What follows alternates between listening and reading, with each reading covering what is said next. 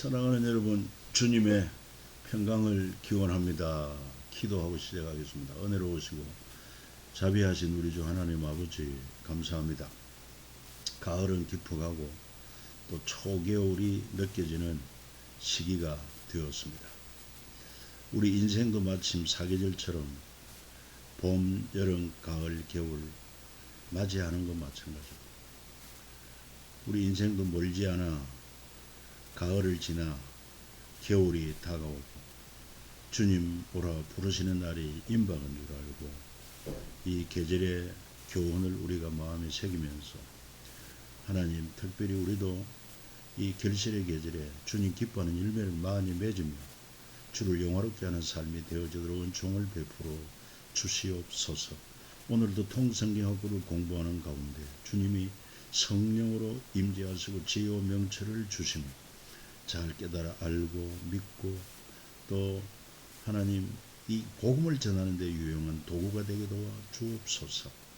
우리 모두에게 평강 주신 주님을 찬양하오며 구주 예수님의 거룩한 이름으로 기도하옵나이다. 아멘. 자, 그러면은 또 오늘 학습할 거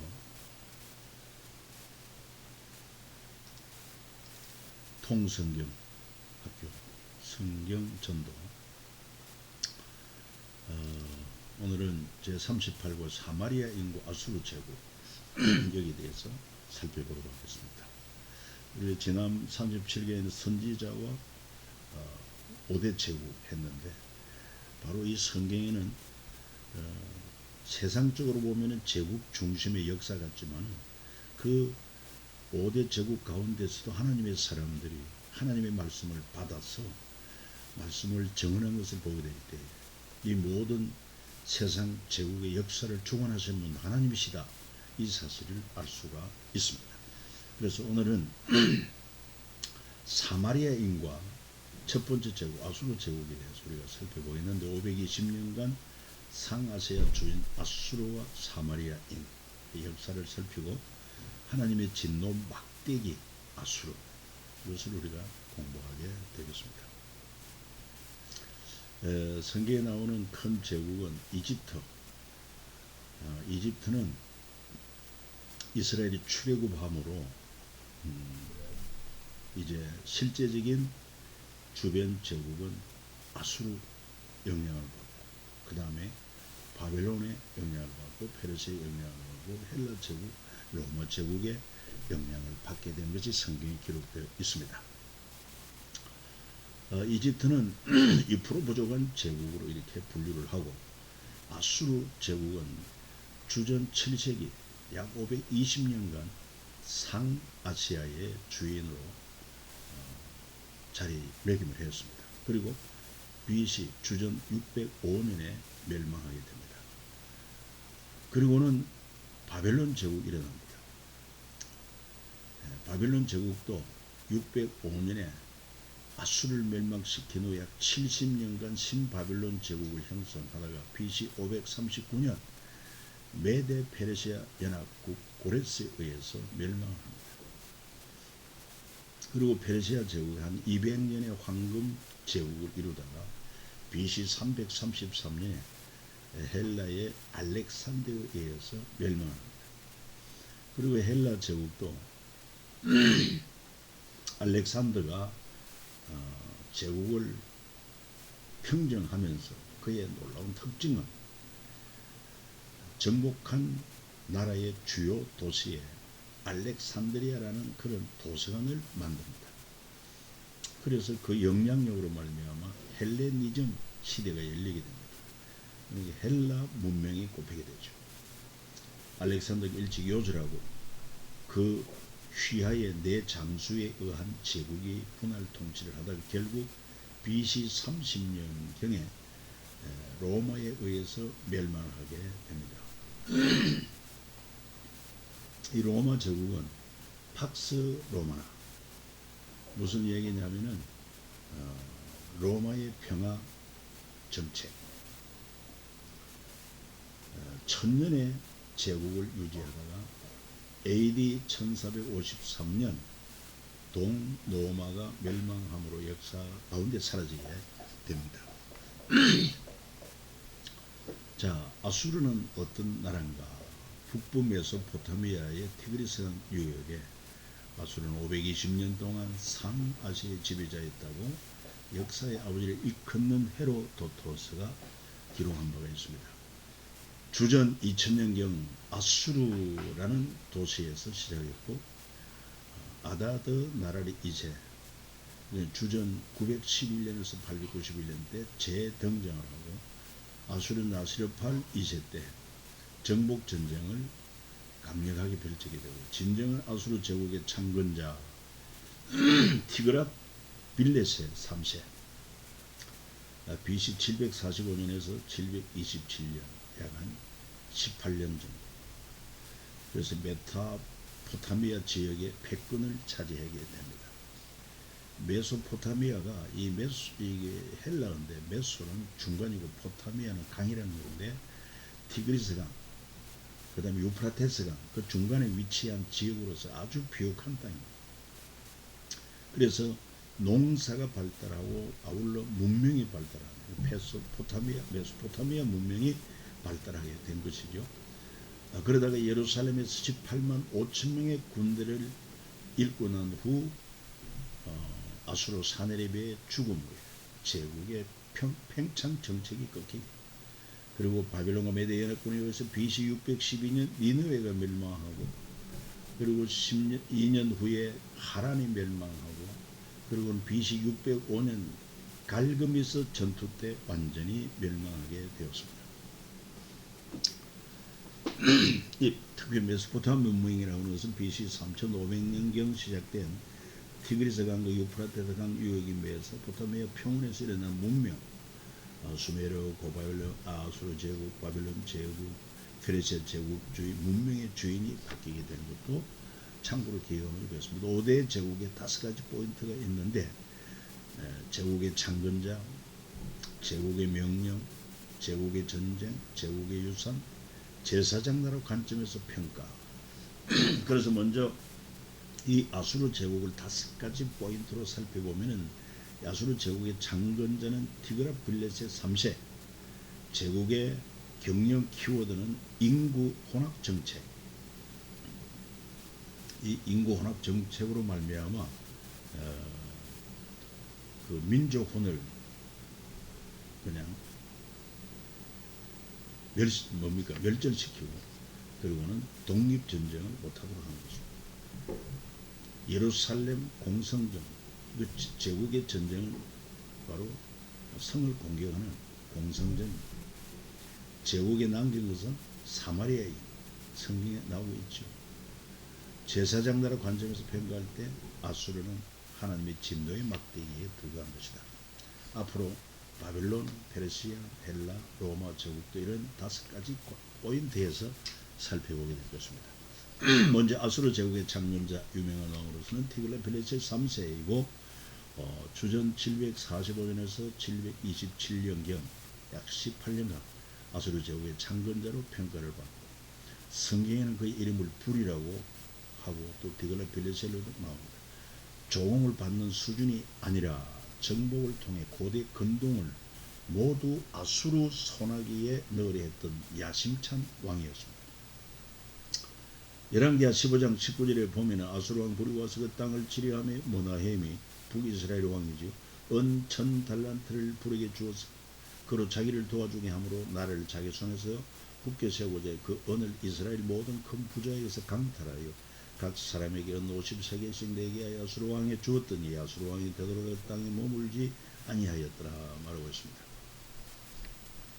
그리고 남쪽 왕 유다 왕도 아수르 왕 디글랏 빌레셀에게 사절을 보내니 나는 왕의 신복이요 왕의 아들이라 이제 아람 왕과 이스라엘 왕이 나를 진에 청하건대 올라가 그 손에서 나를 구원하소서.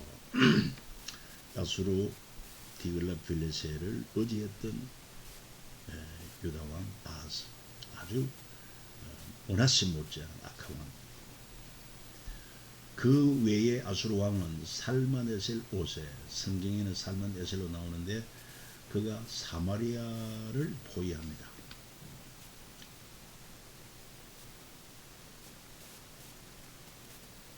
열왕기 17장 3절 5절로 나옵니다. 아수르 왕 살만에슬이 올라오니 호세아가 그에게 종이 되어 조공을 드리더니 그가 애굽의 왕 소에게 사자들을 보내고 해마다 하던 대로 아수르 왕에게 조공을 드리지 아니하며 아수르 왕이 호세아가 배관함을 보고 그를 옥에 감금하여 두고 아수르 왕이 올라와 그 온 땅에 두루다니고 사마리아에 올라오고 그것을 3년간 에워쌌더라.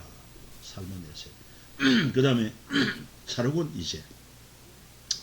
성경엔 아수르 왕 또 사르곤 왕 BC 722년 사마리아를 멸망시킵니다. 아수르 왕인 바벨론 구다와 아와 하마소왈 왕의 사람을 옮겨다가 이스라엘 자손을 대세례 사마리아 여러 성읍에 두매 그들이 사마리아를 차지하고 그 여러 성읍에 거주하니라. 그리고 사네립이 나옵니다. 이 남쪽 유다를 침략했다가 18만 5천 명이 죽임을 당합니다. 처음에 이 사네립이 남쪽 유다를 공개하고 여러 성읍을 점령할 때 히세기야 왕 제15장 아수르 왕 사네립이 올라와서 유다의 모든 견고한 성읍들을 쳐서 점령하며 또 그때 유다 왕 히스기야가 여호와의 성전문의 금과 자기가 모든 기둥이 핀 금을 벗겨 모두 아수르 왕에게 주었더라.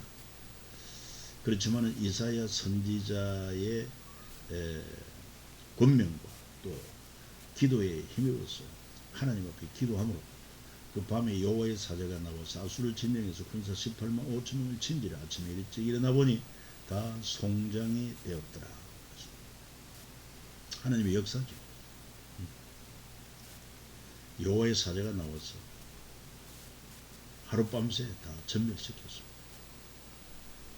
그래서 그 다음에 에살핫돈 왕이라고 성경에 이름이 나오는데 이 아수르 사네립 왕이 떠나 돌아가서 이 군사 18만 5천명 잃고 자기 땅으로 돌아가서 니느웨에 거주하더니 자기 신 니스록의 신전에서 경배할 때 그의 아들 아드라멜렉과 사르셀이 그를 칼로 죽이고 아라라 땅으로 도망하였으므로 그의 아들 에살핫돈이 이어 왕이 되니라. 자, 아수르 제국의 명령은 경영 키워드는 뭐냐? 인구 혼합 정책입니다. 점령지 그 속국의 지도자들을 끌어다가 서로 속국에 흩어버렸습니다. 예를 들면은 바로 사마리아가 그랬던 것을 알 수 있습니다. 인구혼합 정책을 편 이유는 민족의 경계를 허물고 그리고 세력화하여 독립을 하지 못하게 하기 위한 고단수의 정책이었습니다. 그래서 모든 정복국의 사람들을 혼혈적으로 만들어버리고 아수르 민족의 우월주의로 이렇게 부각시킨 것입니다. 참고로 역사 속 혈통 우월주의, 애굽의 영아 살해 명령 이것을 예를 들을 수 있습니다. 바로가 그의 모든 백성이 명령을 이르되 아들이 태어나고 너희는 그를 나일강에 던지고 딸에게든 살리도록 하였더라. 이유는 뭡니까? 이 히브리인들이 번성하게 되고 하니까 이 애굽이 말이죠. 외세 침략을 받을 때 이 히브리인들과 내통하게 되고 히브리인들이 내란을 일으키면은 그래서 안팎의 공격을 받으면 우리가 위태롭지 않느냐. 그렇기 때문에 우리 애굽 혈통을 지키기 위해서 이렇게 히브리인의 영아는 남자는 죽이라. 자, 제국 형성의 과정 5단계. 제국의 형성 과정 5단계를 살펴보면은 먼저 1단계가 공성전입니다. 그러니까 성을 공개하는 전쟁이죠.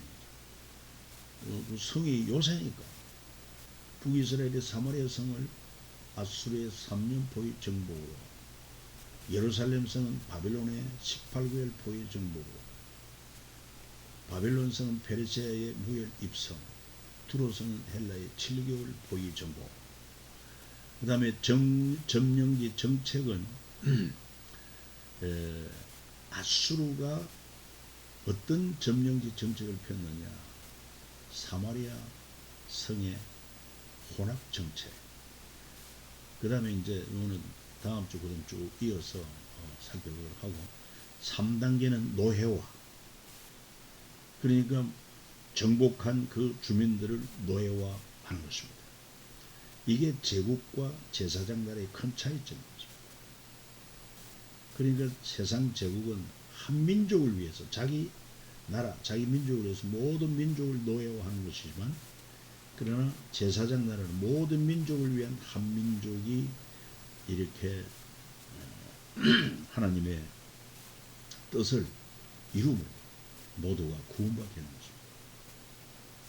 그래서 바벨론 제국은 1, 2, 3주 유대인을 포로로 잡아, 헬라 제국은 두로 주민 3만 명 이상 노예로 팔고, 로마는 카르타고 주민 5만여 명 노예로 팔고, 그 다음에 물질주의 극대화 사단계입니다. 그러니까 거대한 제국이 되었으면 비용도 많이 들어가겠고, 아울러 제국의 영화를 꼭 피워야 되기 때문에 물질의 극대화를 이룹니다. 이게 제국의 목적입니다. 그러나 제사장 나라는 용서 남은 평화에 있다고 하는 것을 오늘 기억하면 좋겠습니다. 예를 들어서 아수르 니느웨 성은 황금성이라, 바벨론 성은 둘레가 90.16km에 달하는 엄청난 규모의 성이요 청동문을 만들었습니다. 페르시아 제국은 황금의 제국을 만들었습니다. 이제 마지막 5단계가 뭐냐? 수성전. 이것은 거대한 제국을 이루었으니 다른 나라가 침략에 오지 못하도록 제국을 지켜내는데 치중하는 것이죠. 자, 좀 더 구체적으로 1단계 공성전, 성이나 요새를 빼앗기 위한 전쟁이고, 전쟁 가운데 어려운 전쟁입니다. 성을 지키는 것보다 3배 더 많은 물량 준비가 필요하다 하는 것이죠. 공성전의 충족 요건으로서는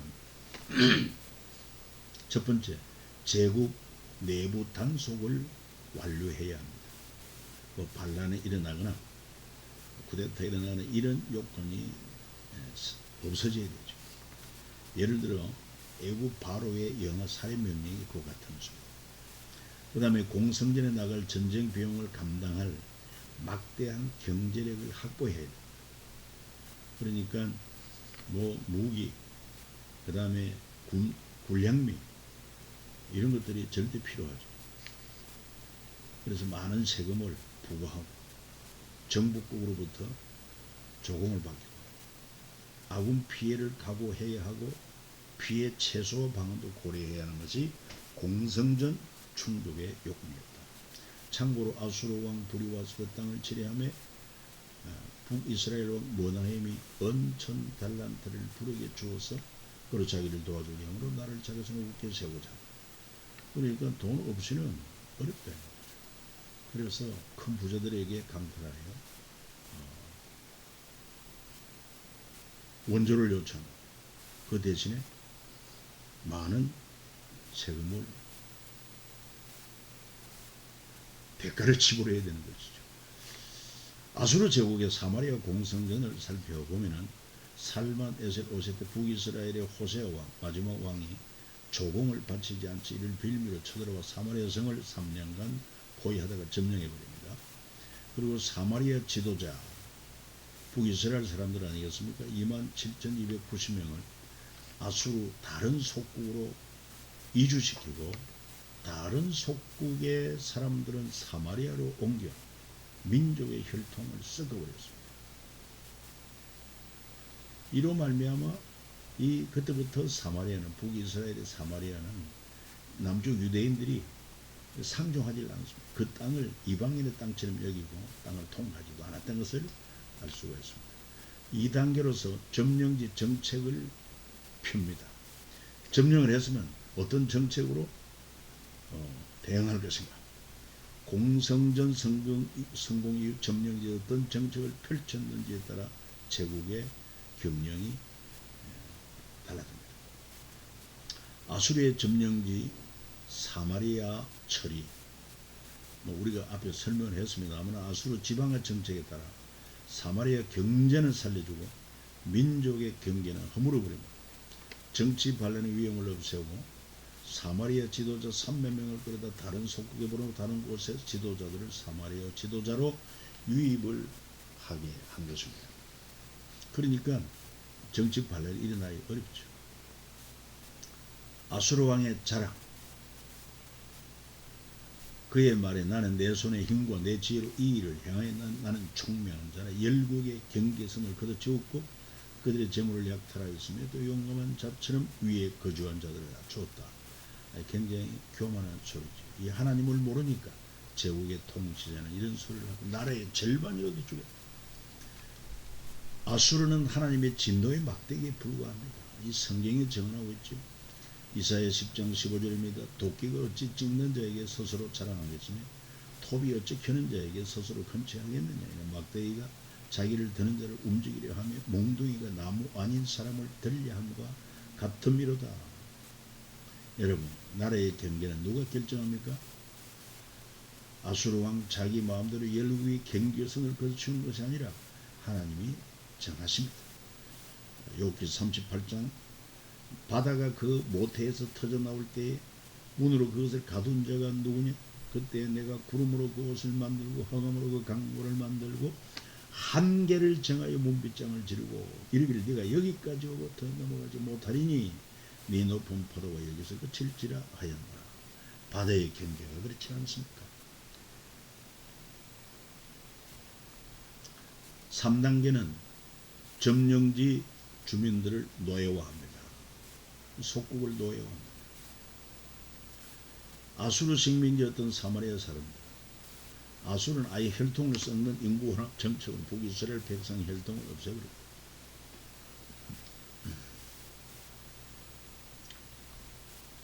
4단계 물질주의 극대화를 꾀합니다. 제국 건설의 목적이라고 할 수 있습니다.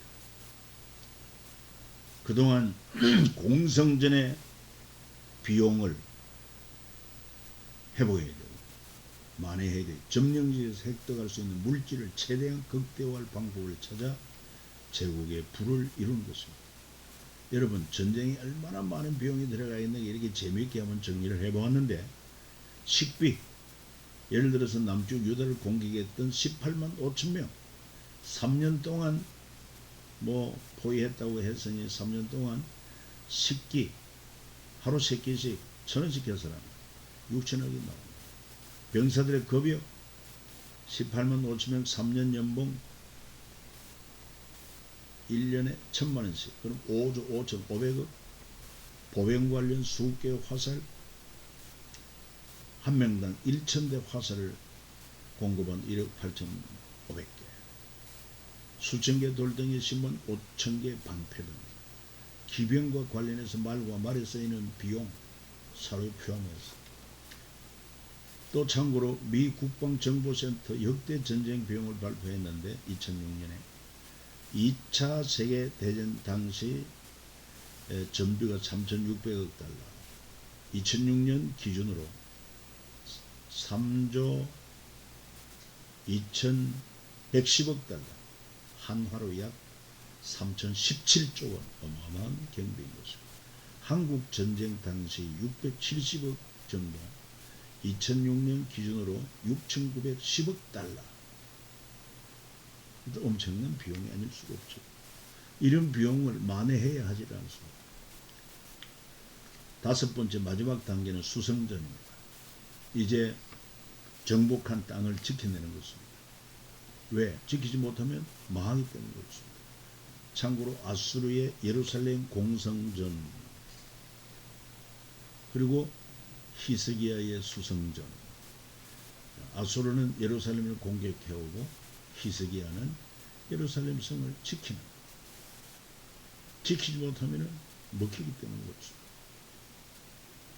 사마리아 공성전 후 남유다에서 예루살렘의 46개 성은 모두 점령을 당합니다.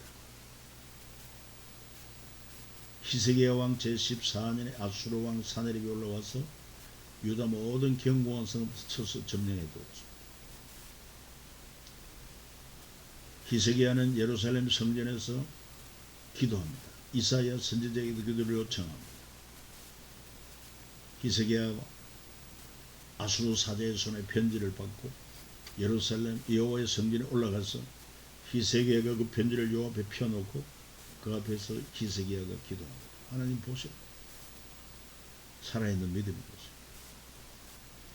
아수르의 예루살렘 공성전은 그래서 실패로 돌아갑니다. 왜요?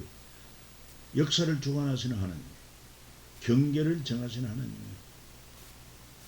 그 밤에 여호와의 사자가 나와서 아수르 진영의 군사 18만 5천 명을 친지라. 아침에 일찍 일어나 보니 다 송장이 되었더라. 세 번째, 아수르 제국과 전쟁. 예루살렘 공성전. 아수르의 예루살렘 공성전은 사네립이 18만 5천 명 정예군을 동원해 예루살렘 성을 포위. 이미 북이스라엘은 멸망했고 이제 남유다를 멸망시키기 위해 남유다 46개 성읍을 함락하고 예루살렘 성 포위를 당합니다. 사네립의 기록에 히스기야는 새장에 갇힌 새처럼 벌벌 떨었다, 이렇게 기록하고 있습니다. 그런지 모르지만 그래도 하나님을 섬기는 히스기야는 창조주 하나님, 역사를 주관하시는 하나님 앞에 나아가 기도했다는 사실 아니겠습니까? 그래서 히스기야가 베옷 입고 예루살렘 성전에 들어가 하나님께 기도하고 이사야의 조언을 구합니다.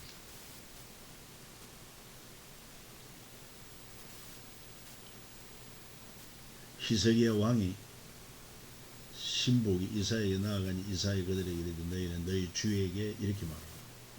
여호와의 말씀이 너는 아수르 왕의 신복에게 들은 바 나를 모욕하는 말 때문에 두려워하지 말라. 내가 한 영을 그의 속에 두어 그로 소문을 듣고 그의 본국으로 돌아가게 하고 또 그의 본국에서 그에게 가르치게 하리라 하셨느니라 하더라. 그러니까 하나님께서 히스기야의 기도 응답을 듣고 두려워할 것 없다. 그 본국으로 돌아가게 하고 그가 본국에서 가르치게 하겠다. 이 역사를 주관하고 생사복을 주관하시는 분이 누굽니까? 하나님이시죠. 그래서 이처럼 아수르에게 항복하지 않고 하나님의 도움을 구함으로 말미암아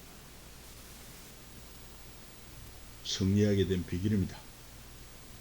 히스기야가 사자의 손에서 편지를 받고 여호와의 성전에 올라가서 히스기야 그 편지를 옆에 펴놓고 그 앞에서 히스기야가 기도하여 이르되 우리 하나님 여호와여 원하건대 이제 우리를 그의 손에서 구원하옵소서. 그리하시면 천하만국이 주 여호와가 홀로 하나님이신 줄 알리이다 하니라.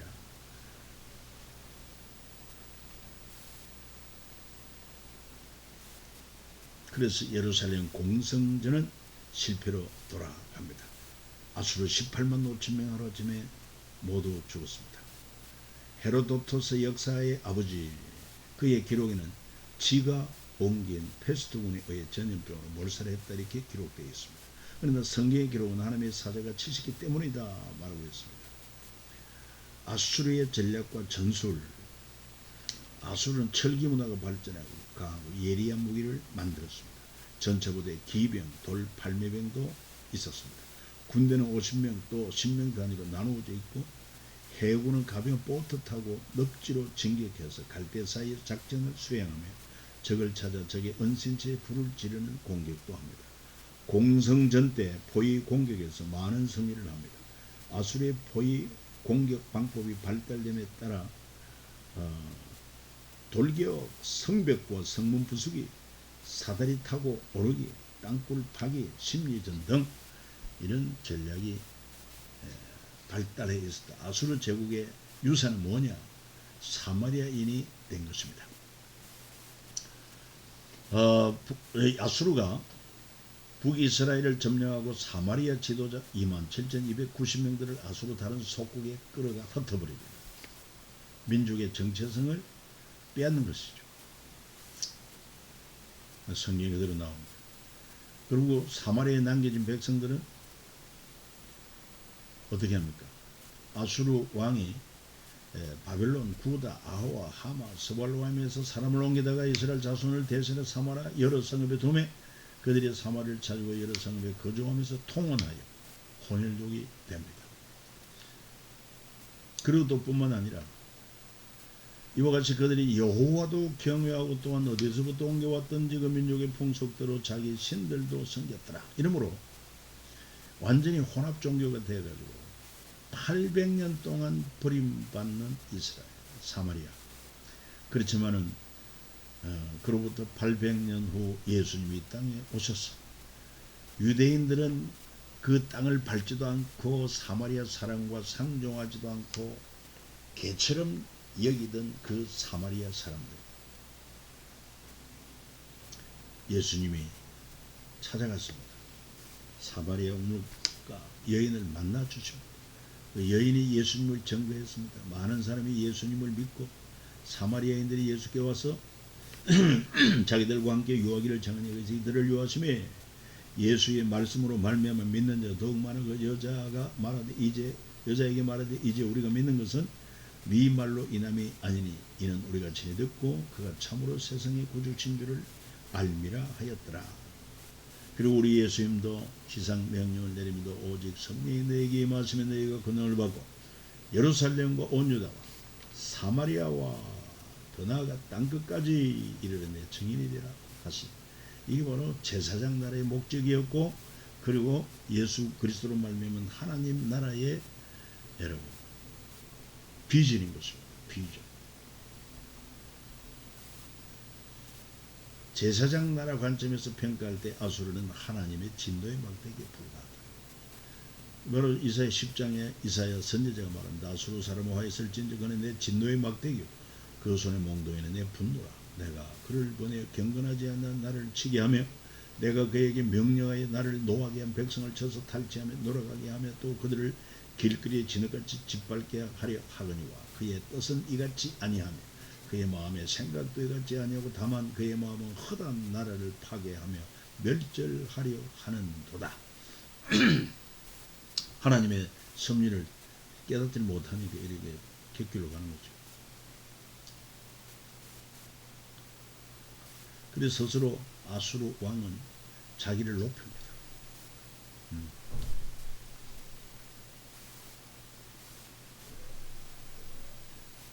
내 손의 힘, 내 지혜로 이 일을 행하였다. 나는 총명한 자라. 열국의 경계선을 걷어치웠다. 그들의 재물을 약탈하였다. 그렇지만 하나님 말씀하시기를 만군의 여호와께서 이르시되 시온에 거주하는 내 백성들아, 아수르가 애굽이 한 것처럼 막대기로 너를 때리며 몽둥이를 너를 칠지라도 그를 두려워하지 말라. 내가 오래지 아니하여 네게는 분을 그치고 그들은 내 진노로 멸하리라. 하나님께서 마침내 아수르를 바벨론에 의해서 멸망시킵니다. 바다가 그 모태에 터져나올 때 문으로 그것을 가둔 자가 누구냐? 그때 내가 구름으로 그것을 만들고 흑암으로 그 강물을 만들고 한계를 정하여 문빗장을 지르고 이르기를 네가 여기까지 오고 더 넘어오지 못하리니 네 높은 파도가 여기서 그칠지니라 하였노라. 그러니까 여러분 보십시오. 바다의 그 넓은 대양이 하나님이 정해진 그 경계를 넘어서지를 않습니다. 물론 특별한 재앙으로 쓰나미 같은 게 발생할 수 있지만 일반적으로 그 경계선을 넘지 않습니다. 누가 이렇게 하시느냐? 그분이 바로 하나님 아니십니까? 결국 제국의 왕이 열국의 경계선을 걷어치우고 하는 것이 아닙니다. 사도행전 17장 26절 말씀에도 보니까 인류의 모든 족속을 한 혈통으로 만들어서 온 땅에 살게 하시고 그들의 연대를 정하시며 거주의 경계를 한정하셨다. 지금 우리 남북이 갈라져 있는 것도 하나님의 주권과 섭리 속에 있습니다. 그러므로 우리가 참 깨어 기도하는 것이 얼마나 중요한가는 사실을 알 수가 있습니다. 사랑하는 여러분, 우리는 다시 한번 지금 세상 제국과 성경의 역사를 살펴보면서 세상적인 관점에서 볼 때 제국이 대단한 것 같지만, 위대하고 웅장하고 화려한 것 같지만, 그러나 영원하지 않습니다. 무너집니다. 역사를 주관하시는 분이 누구냐? 하나님이십니다. 마침내 우리에게 명하신 그 하나님의 나라, 그 나라가 예수님이 재림하심으로 완성이 되어지고 그 세상은 멸망하고 하나님의 나라는 영원히 존속하게 되는 것입니다. 이것이 우리의 소망입니다. 수고하셨습니다. 샬롬.